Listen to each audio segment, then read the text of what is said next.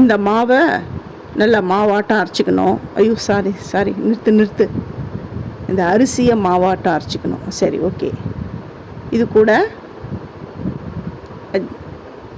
பார்த்து கீழே இதுவாகிடுச்சு. சரி ஓகே, அதை க்ளீன் பண்ணிடலாம். விடு. பெருங்காயம், ஓமத்தை நல்லா க்ரஷ் பண்ணி சேர்த்துக்கோங்க. இது கூடவே ஜீரகத்தையும் நீங்கள் சேர்த்துக்கோங்க. ஏற்கனவே மாவு அரைக்கும்பொழுது உப்பு கொஞ்சம் போட்டு தான் நான் அரைச்சிருக்கேன். இந்த மாதிரி க்ரஷ் பண்ணி சேர்த்துக்கோங்க.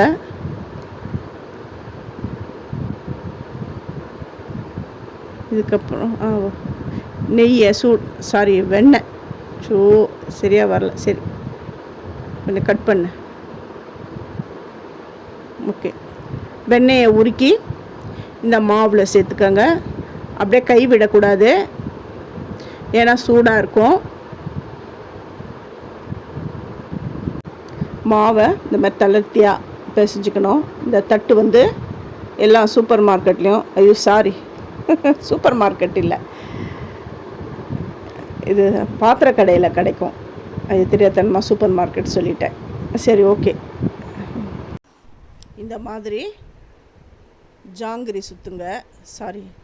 ஜாங்கிரி முறுக்கு. சரி ஜாங்கிரி முறுக்கு. அது இன்னும் சரியாக வரலையே. இது ஓகே, இந்த மாதிரி ஓகே. இது எடுத்துகிட்டு வேறு முறுக்கு சுற்றலாம். கரெக்ட். இதோ இப்படி தான் அது வரும். நிறைய ஸ்வீட் மாஸ்டர்ஸ்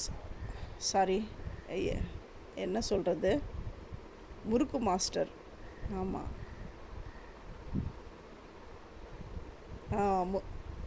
ரொம்ப முறுக்கு மாஸ்டர்ஸ்லாம் இந்த மாதிரி, அதாவது இந்த மாதிரி முறுக்கு சுற்றுவாங்களே தவிர எந்த தட்டில் சுற்றணும் அப்படின்றத சொல்லவே மாட்டாங்க.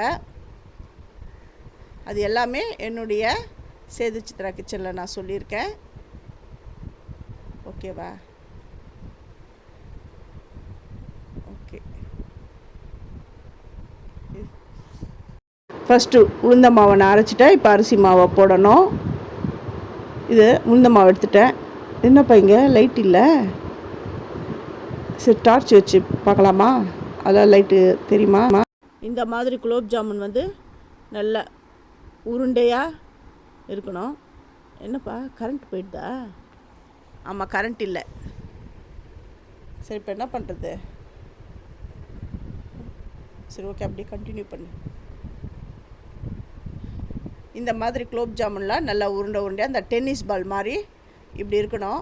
அது போட்ட உடனே நீங்கள் கரண்டியை விட்டிங்கன்னா அது உடஞ்சிடும். ஜென்டிலாக அது தள்ளி விடுங்க.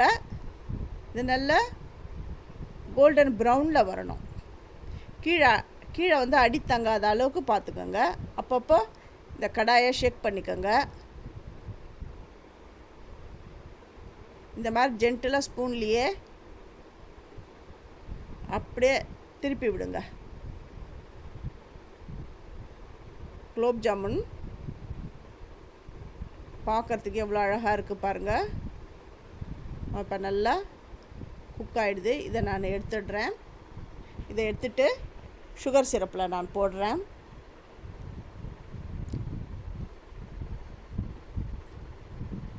சூப்பரான குலோப் ஜாமுன் ரெடி ஆகிடுது. ரொம்ப இருட்டாக இருக்கே, தெரியுதா? பரவாயில்லையா இந்த மாதிரி இருந்தா? இல்லை தெரியுது. சரி ஓகே, கண்டினியூ பண்ணலாம். இது 10 நிமிஷம் ஊறட்டும்.